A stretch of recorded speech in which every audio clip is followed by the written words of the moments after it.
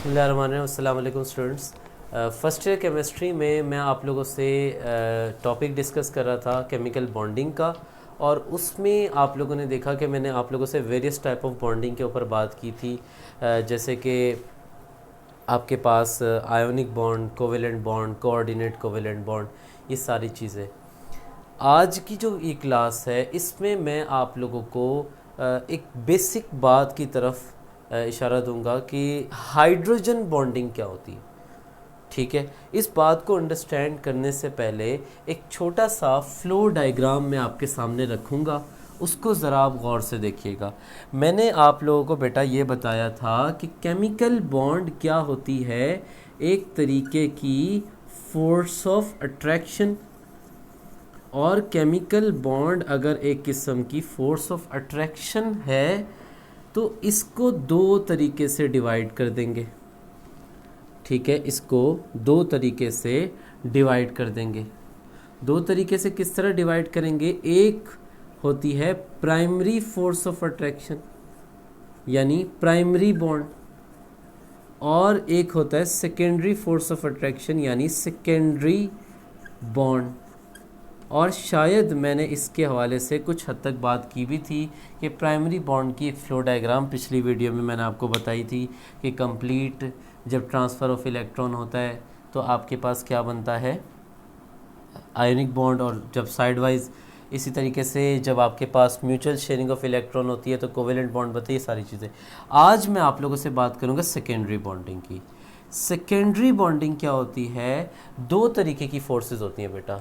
एक होती है इंट्रा एटॉमिक, ठीक है, या इंटर एटॉमिक फोर्सेस, या इस तरीके से कह लिए ज़्यादा बेहतर है, इंटर एटॉमिक फोर्सेस। और एक होती है inter molecular forces. Inter atomic forces जो होती है बेटा, इसको हम क्या कह रहे होते हैं? Between atom. और इंटर मॉलिक्यूलर फोर्सेस क्या होती है? Between molecules. ठीक है, तो हमारे पास जो सेकेंडरी बॉन्ड्स होते हैं वो इंटर मॉलिक्यूलर फोर्सेस होती हैं, यानी बिटवीन मॉलिक्यूल्स जो फोर्स हम देख रहे होते हैं। इसमें हमारे पास इस सेकेंडरी बॉन्डिंग की बात करें तो इसमें एक होती है आपके पास हाइड्रोजन बॉन्डिंग, ठीक है, और इसके अलावा यहाँ पे और भी काफ़ी सारी एग्जाम्पल होती हैं, जैसे कि डाइपोल फोर्सेस, ठीक हो गया। और एक और होती है लंदन फोर्सेस, या फिर इसी को कह रहे होते हैं डिस्पर्जन फोर्सेस, या फिर इसी को कह रहे होते हैं इंस्टेंटेनियस डाइपोल, इंड्यूस्ड डाइपोल। क्या बात है, कभी मौका मिला तो आपसे इस पे भी तफसीली अंदाज में बात करेंगे। फ़िलहाल आपको हाइड्रोजन बॉन्डिंग के बारे में बात बताते हैं। हाइड्रोजन बॉन्डिंग क्या होती है बेटा, इसको ज़रा आप लोग देखिएगा। हाइड्रोजन बॉन्डिंग को मैं आप लोगों से डिस्कस करता हूँ। ये सेकेंडरी फोर्स ऑफ अट्रैक्शन है। अब आपको थोड़ा सा बॉन्ड बना के शो करता हूँ कि सेकेंडरी फोर्स ऑफ अट्रैक्शन होती क्या है। आप ज़रा यहाँ देखिएगा। लेट से मैं आपसे वाटर मॉलिक्यूल की बात करता हूँ, जिसमें आपके पास ऑक्सीजन के दोनों तरफ क्या लगा हुआ है? हाइड्रोजन। ये आपके पास क्या आ गया? ऑक्सीजन, और इसके दोनों तरफ क्या लगा हुआ है? हाइड्रोजन।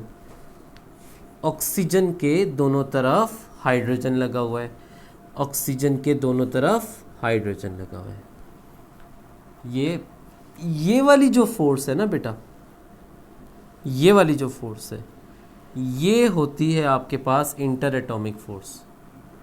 सही हो गया। और अगर इस पूरे मॉलिक्यूल और इस पूरे मॉलिक्यूल के दरमियान जो फोर्स है उसको कहते हैं इंटर मॉलिक्यूलर फोर्स। ठीक है, अब ज़रा आप देखिएगा, मैं इस बात को ज़रा एक्सप्लेन करने की कोशिश करता हूँ। ऑक्सीजन जो है वो उसकी इलेक्ट्रोनेगेटिविटी ज़्यादा है, यानी वो हाइड्रोजन का इलेक्ट्रॉन अपनी तरफ खींचने की कोशिश करेगा, जिसकी वजह से उसके ऊपर पार्शियल नेगेटिव आ जाएगा और हाइड्रोजन पे पार्शियल पॉजिटिव आ जाएगा। यह आ गया पार्शियल पॉजिटिव।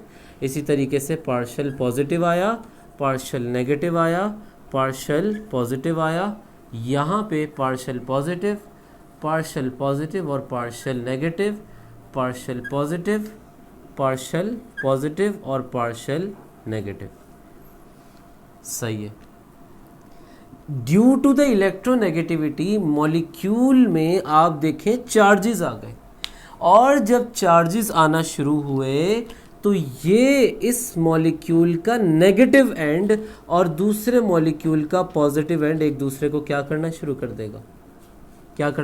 देगा, अट्रैक्ट करना शुरू कर देगा। ये देखो, ये एक दूसरे को क्या कर रहे हैं, अट्रैक्ट, क्योंकि ये नेगेटिव और ये पॉजिटिव एक दूसरे में क्या होगी, अट्रैक्शन होगी। यहाँ पे क्या होगी, अट्रैक्शन। इसी तरीके से ये मामलात आगे की जानिब बढ़ते रहेंगे, ये अट्रैक्शन इसी तरीके से आगे भी होती रहेगी। तो ये जो आपके पास डॉटेड लाइन से शो किया है, ये हुआ क्या कि एक मॉलिक्यूल का नेगेटिव एंड और दूसरे मॉलिक्यूल के पॉजिटिव एंड में एक फोर्स ऑफ अट्रैक्शन डेवलप होना शुरू हो गई। दो डिफरेंट मॉलिक्यूल के दरमियान एक अट्रैक्शन डेवलप होना शुरू हो गई, and this is called hydrogen bonding.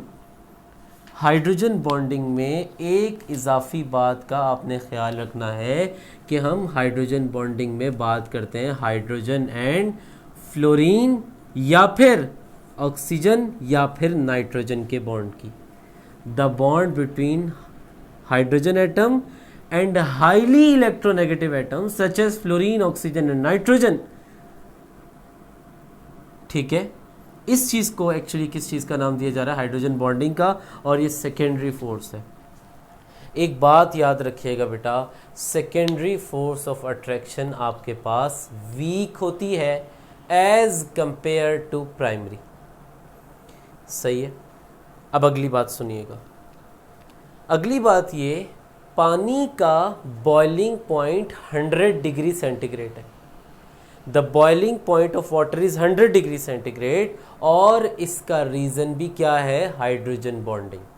क्यों, आप देखें, जब नंबर ऑफ बॉन्ड ज़्यादा हैं तो पानी को बॉयल करने के लिए ये ज़्यादा फोर्सेस को ब्रेक करना पड़ेगा, और जब ज़्यादा फोर्सेस को ब्रेक करना पड़ेगा तो जो टेम्परेचर रिक्वायर्ड होगा वो भी क्या होगा, ज़्यादा होगा।